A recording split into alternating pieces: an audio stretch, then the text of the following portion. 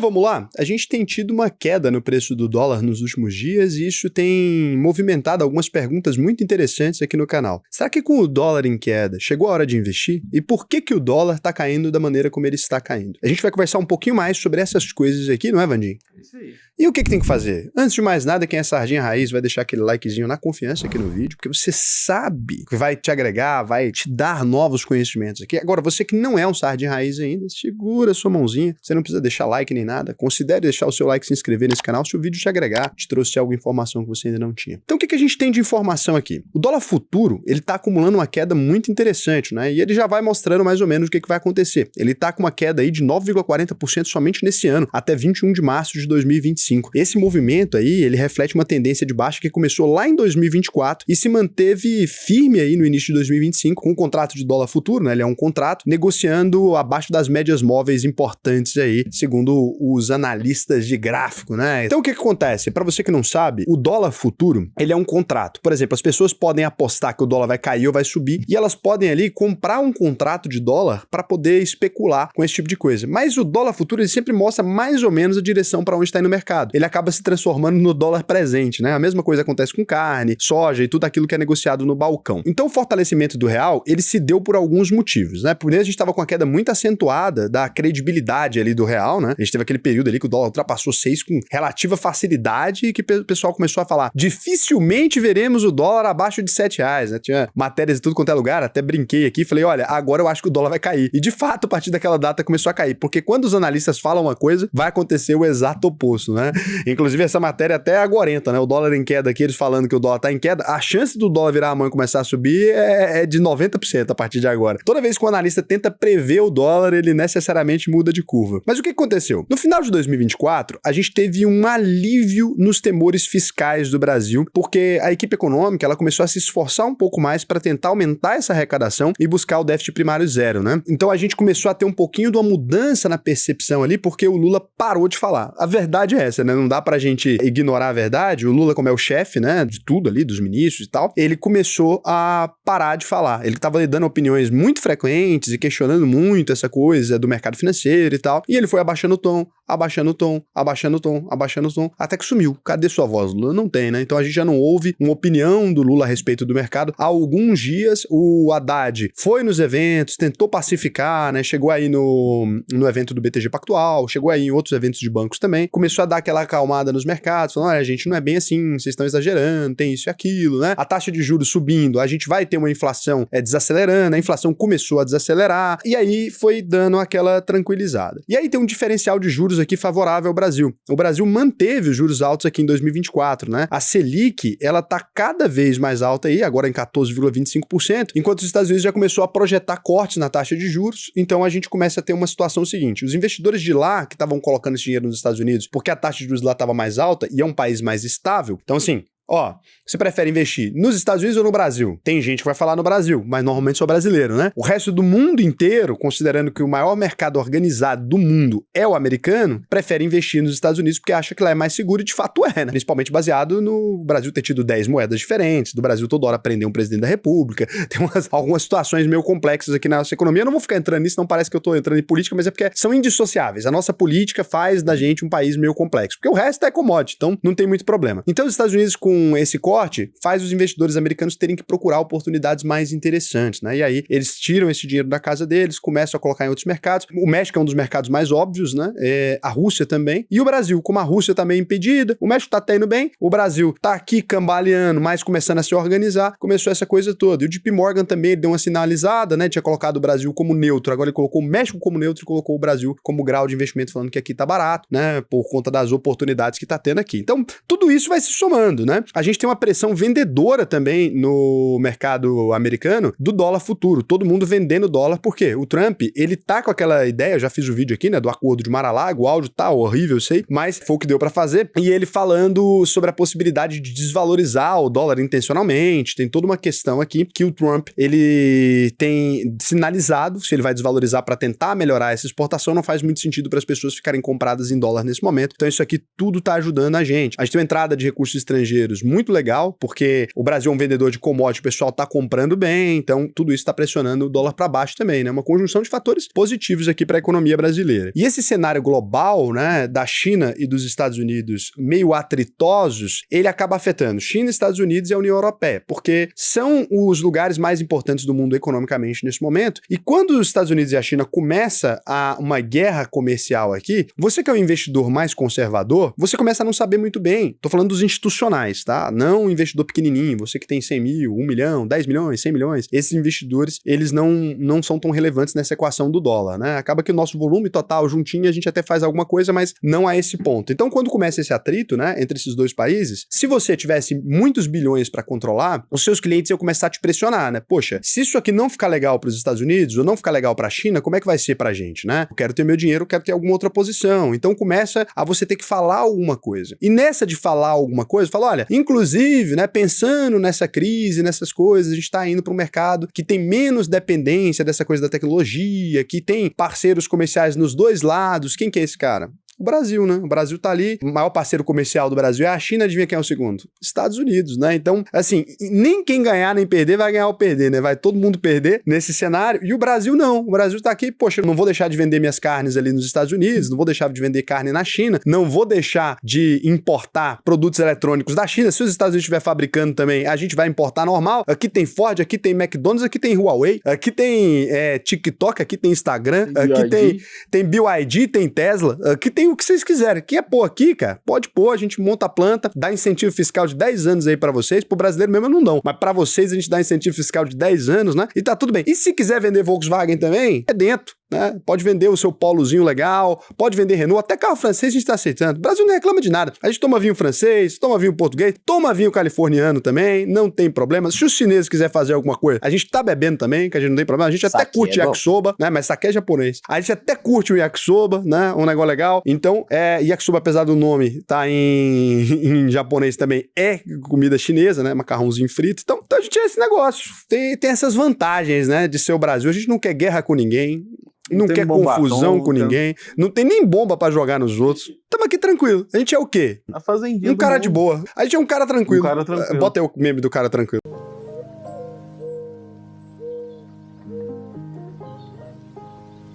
Quando você é um cara tranquilo, não tem nada a ver com a China e com os Estados Unidos que se querer se explodir, né? E aí, além disso, a gente teve outra coisa que foi interessante. A gente teve uma mudança muito recente aqui agora do presidente do Banco Central do Brasil. Era o Roberto Campos Neto. Do Roberto Campos Neto, a gente tinha um receio, o mercado financeiro aqui, eu tô falando a gente, né? Porque... né? Tinha um receio de que talvez, quem me dera, né, ser esse importante desse nível, né? Mas tamo aí. Tinha um receio de que talvez o Gabriel Galípolo, que foi o presidente do Banco Central indicado pelo Lula, que talvez ele seguisse critérios menos técnicos na hora de fazer essa definição da taxa de juros. Acaba que ele respeitou completamente o guidance, se mostrou um homem muito sensato, vamos parabenizar aqui o Gabriel Galípolo, e apesar de ser indicado pelo Lula, ele fez exatamente o que o mercado esperava. Isso dá uma tranquilidade no mercado, né? Quando as coisas vão de acordo com aquilo que o mercado esperava, o mercado fica muito tranquilo, muito calmo. A Faria Lima tá todo mundo andando de patinete normalmente, comendo comida vegana, fazendo corrida, né? Se é na moda na Faria Lima, é a corrida. Então todo mundo correndo triatlon, fazendo Ironman, como sempre, né? Pegando os bips ali de comissão dos clientes, tudo aquela maravilha, aquela coisa linda, então tá tudo tranquilo. E aí, a gente tem perspectivas, então, muito positivas nesse curto prazo, né? Quando você vai analisando a política fiscal, essa coisa, não tem muitas pioras, mas não tem muitas melhoras, os Estados Unidos tá falando que não quer esse dólar lá alto desse jeito, e então, em resumo geral, o que a gente tem? A gente tem boas notícias. E aí, me perguntaram, pô, Raul, significa, então, agora é o bom momento para quem não tinha se posicionado em dólar se posicionar? É o que eu falei para vocês lá atrás, né? Na época, pode voltar aqui no vídeo, tinha que até pôr o trecho aqui. Então, se você não começou ainda, você não tem nem que preocupar com o preço do dólar, porque lá atrás, quando o dólar estava 2,50 eu achava caro, quando estava 2,70 eu achava caro, quando estava 3,20 eu achava caro, quando estava 3,50 eu achava caro, quando estava R$4 eu achava absurdo de caro, quando estava 4,20 eu achava absurdo de caro, quando estava 4,60 eu achava caro, quando estava R$5 eu achava caro, quando estava 5,20 eu achava caro. Achando caro, eu nunca parei de colocar meu dinheiro lá fora, porque o que a gente está buscando aqui não é você ganhar com a valorização do dólar, nem você achar que vai acertar o cu da mosca ali no momento certinho que o dólar estiver no mínimo possível para você mandar o seu dinheiro para fora.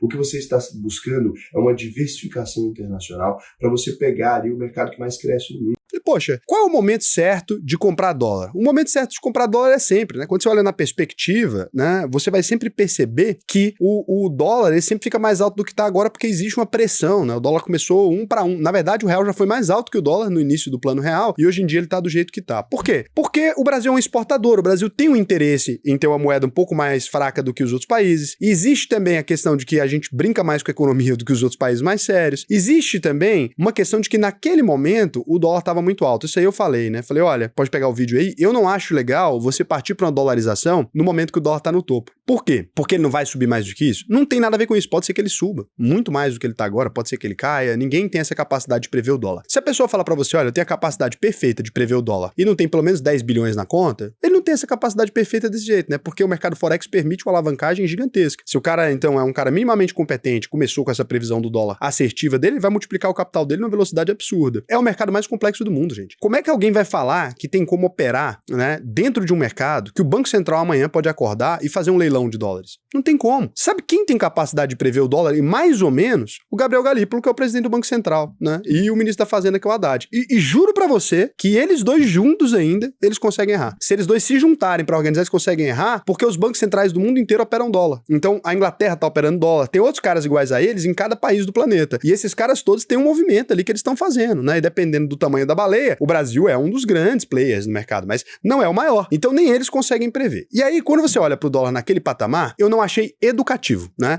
Você pegar e falar, eu nunca diversifiquei em dólar, etc. Quando o dólar bate o preço recorde, tudo que eu sei sobre investimentos nesses anos todos é, a gente não investe quando um ativo tá no topo histórico dele simplesmente por medo. Então, naquele momento, não é que eu não achava bom investir nas empresas dolarizadas. Não tem nada a ver com isso. Eu sempre achei bom, sempre achei legal. Desde o terceiro, quarto vídeo do canal, já falo sobre isso, né? Sou uma das primeiras pessoas a falar. Eu falava, cara, diversifica de qualquer jeito em dólar. Não tinha ainda as corretoras internacionais. Eu falava, vai, compra um BDR, compra um IVV, compra qualquer coisa. E quem fez se beneficiou. Desde aquele momento que eu falo aqui, ó.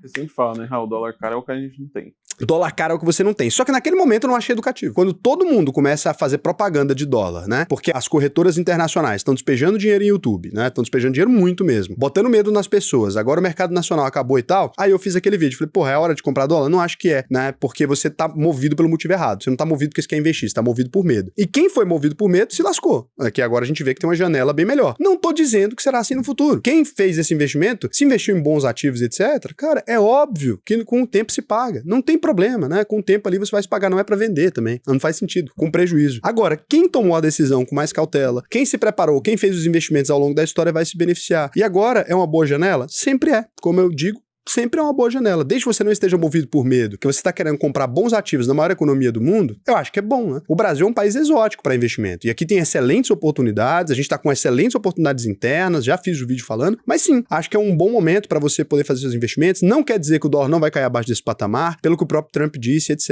Agora, significa que você tem que ficar esperando a melhor janela, etc. Não, você é um investidor pequeno. Faz seus investimentos, desde que você não seja movido por medo, achou ativos legais lá, ou se não sabe o que fazer, tem ETFs hoje em dia, investir nas 500 maiores empresas da economia americana. Cara, se o mundo inteiro der errado, elas não vão implodir e sumir. Pode passar por uma crise, vai fazer preço médio e vai comprar de novo. Você não tá posicionando 2 milhões de reais, 3 milhões de reais. Você não precisa ter essa preocupação com perder, eu perdi 5%, 7%, 8%. Cara, isso pro mercado financeiro não é nada, tá? Isso tudo se corrige. Se você perdeu o dinheiro também, que comprou o dólar um pouco mais alto que tava, não tem por que você se desesperar. A ideia é investir da maneira correta, a ideia é criar um cronograma. Quantos por cento da minha carteira eu quero ter lá fora? Pô, eu quero ter 25%? Caiu, eu compro mais, vou chegar até 25%. Ah, não, agora caiu demais, minhas ações nacionais se valorizou, foi para 17%. Eu vou comprar de novo, aproveitar essa queda, comprei na baixa, vou chegar em 25%. Essa é a teoria mais simples de mercado possível e é a que vai te trazer mais tranquilidade. Investir em bons ativos no Brasil e no mundo todo. Raul, eu quero um norte, queria uma ajuda, assim, do que eu posso fazer, quais empresas são legais para eu ter na minha carteira ou não, tá? O que eu vou te dizer, cara? Existem diversos sites aí, você tem o Investidor 10, acho que ele tem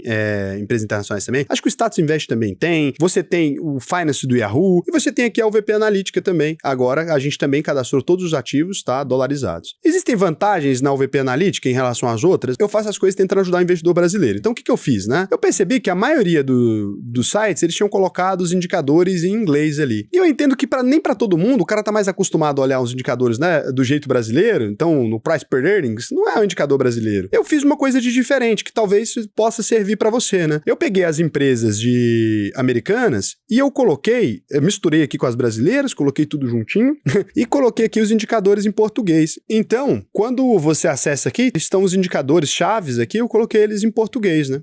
Eu mantive dolarizado, claro, porque faz mais sentido você ver em relação ao dólar, mas eu coloquei eles em português aqui. Então, se isso aqui te agrada, você pode usar a analítica, se não, cara, todos os outros concorrentes aí também estão legais. E uma coisa bacana também que eu fiz aqui pra vocês a maioria dos sites, não tô dizendo que os que eu mencionei aqui, né? Até porque o Yahoo Finance, acredito que ele também utiliza, o Fundamentei no Brasil também utiliza a Morningstar. Mas a maioria dos sites aqui, eles não pegam esses dados com acurácia. A gente pagou mesmo o plano lá da Morningstar pô, é bem caro mesmo por ano, e a gente pagou e colocou aqui. Então, por isso não é uma coisa gratuita, né? Para os alunos da UVP, vocês têm uns meses de graça, quem é UVP para sempre fica com o acesso gratuito, né? Mas a gente cobra e, óbvio, né? Eles não permitem que coloque os dados abertos. Então, nem os dados básicos, eles permitem que coloque sem área fechada. Desculpa, a gente tentou negociar isso aí com eles de todo jeito, mas eles pedem que não sejam disponibilizados os dados sem login. Então, a analítica normal, dados brasileiros não precisa, no internacional precisa, você pode acessar aqui. E se você quiser ter acesso às ferramentas, aprender a ler esses dados, se você tá no começo ainda, não sabe como investir lá fora, essas coisas todas, Raul, queria uma ajuda, cara, e tal. Sim, a gente tem essa opção para você também. Pode vir aqui, ó, auvp.com.br, você clica no botão faça a sua análise de perfil, preenche o questionário aqui pra gente, né, que pra mim vai ser um prazer te ensinar a investir, né, no Brasil e no mundo todo. É muito legal, você vai ter acesso a ferramentas muito diferentes da média. Por que eu preciso preencher esse formulário? Acho meio chato, né, vou ter que ficar preenchendo aqui, tem que responder perguntas, tem gente até que se irrita e não quer preencher. A questão é a seguinte, dentro da UVP, a gente é uma escola de investimentos que a gente oferece uma coisa que ninguém oferece no Brasil hoje. A gente oferece o seguinte, você assistiu todas as aulas, emitiu seu certificado, teve acesso a tudo que a gente oferece, chegou no final, concluiu, não acha que funcionou para você. Então, Raul, cara, você me disse que isso aqui eu ia aprender isso e aquilo, não funcionou, não é do jeito que você me disse, não resolveu o meu problema, a gente aceita devolver 100% do seu dinheiro. E olha que louco, né? Você emite certificado e tal, fez as aulas, eu tomei prejuízo, a gente deu suporte, fizemos o processo de um especialista analisar seu perfil, ler suas perguntas e tal, óbvio que a gente fica no prejuízo. Emitiu nota fiscal, tem que cancelar, é um custo operacional. Então a gente aceita fazer isso. Você acha que se eu liberar isso aqui para qualquer um comprar com um botão e oferecer essa garantia, como é que vai ficar nosso atendimento aqui? Obviamente vai virar um caos, né? Então eu sei que vocês reclamam, mas, poxa, eu sou a primeira pessoa que eu tô aqui dando a confiança para você primeiro, né? Você vem aqui, faz e eu te devolvo o dinheiro. E aí pode consultar lá, Reclame Aqui, Jus Brasil, você não encontra ninguém dizendo, olha, não é verdade que o Raul fez. A gente só tem um processo no Jus Brasil, inclusive, que se tiver curiosidade, pesquisa lá. Mas não é de pessoa, é de uma empresa. Então, tá lá no CNPJ da consultoria. E a gente nunca tinha sido processado. E aí, então a gente não tem esse problema, né? A gente faz isso aqui muito bacana, mas aí eu preciso passar por esse processo mais chato e tarará. E eu entendo perfeitamente se você acha que é desnecessário e tudo, mas é a única maneira que a gente tem aqui de se proteger. Então, se você quiser ir lá, vai ser bacana. E é bom também porque você que nem me conhece, você pode entrar na UVP porque você fala assim, porra, realmente, né? Se eu vou poder pegar meu dinheiro de volta, esse cara tá falando isso aí há 5 anos, ninguém prendeu ele, nem processou, nem nada, você consegue perceber que isso obviamente é verdade, né? Que não é um compromisso leviano. Então eu vou ver aqui as perguntas de vocês. Aqui tem o Luiz Gustavo Falcão, falou, mas o CDI não é 0,1% a menos, 0,10%. No caso o CDI não é 14,15%? Sim. É só na hora de falar eu simplesmente fiz o arredondamento. Tem vídeos aí onde eu mesmo explico isso. Todos os anos deve ter um vídeo onde eu cito que o CDI é 0,10 a menos. Foi só uma questão, tá? Na hora de gravar ali eu não mencionei esse pequeno detalhe aí. Mas é irrelevante, gente. 0,10 não vai mudar muito na sua vida, não, mas pela preciosidade da informação, agradeço a sua correção, tá, ô Luiz Gustavo? Muito obrigado pela correção, deixa eu te agradecer aqui. Ele tá correto, 100% correto. A gente nunca pode se ofender com a verdade, né?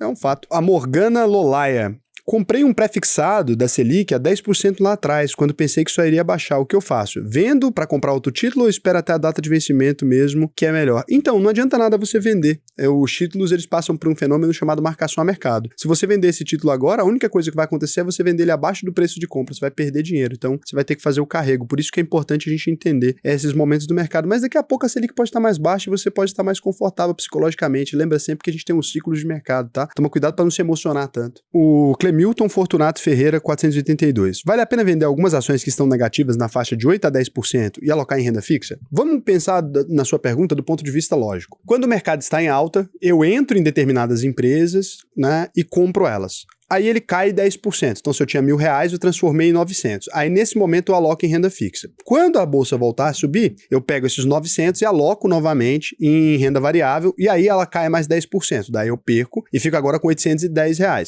Se você percebeu, essa estratégia que você está citando, que seria talvez uma possibilidade interessante, ela é a ideia que vai te levar à ruína, não faz sentido. O ideal é a gente estudar, se comprometer ali com aprender a analisar exatamente para a gente ficar mais seguro durante as quedas. A renda variável, gente, invariavelmente, né, ela varia, seja para cima ou para baixo, mas ela nunca fica parada. E normalmente, quando você investe numa ação, não é porque você comprou que a partir de agora ela vai começar a subir. A empresa ser boa não tem nada a ver com isso, né? A mesma coisa das ondas. Então, assim, as ondas, elas necessariamente vão variar, correto? Necessariamente vão variar. Então, todo período que você tiver na frente do mar, a onda, ela vai variar. Tem ondas maiores, tem ondas menores? Que vai, às vezes, alcançar um espaço maior da praia ou menor da praia?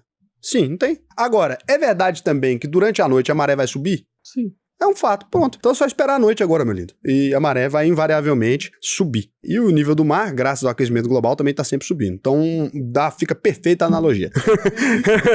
As boas empresas são assim como o aquecimento global. Elas vão invariavelmente ficar em alta. Beleza? Beijo pra vocês. A temperatura cada vez maior. Meu Deus do céu. Olha as coisas que eu falo. Beijo, pessoal. Tchau.